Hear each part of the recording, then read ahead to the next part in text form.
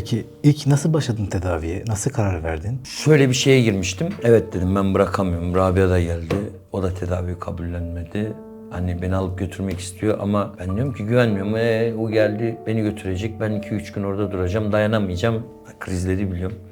Geri kaçacağım. Çünkü hep o köyün içinde falan yanlış aksediliyor olaylar. Hani bunlar bu işte başarısız, bir şey yapamıyorlar işte, çünkü torbacılar da iyi şeyleri kötülemesi lazım. Değil mi? Satış yapabilmek için. Peki ben buraya geldiğimde bir kapıdan içeri girdim. Bir sessizlik, bir sakinlik, böyle akşam üzeriydi.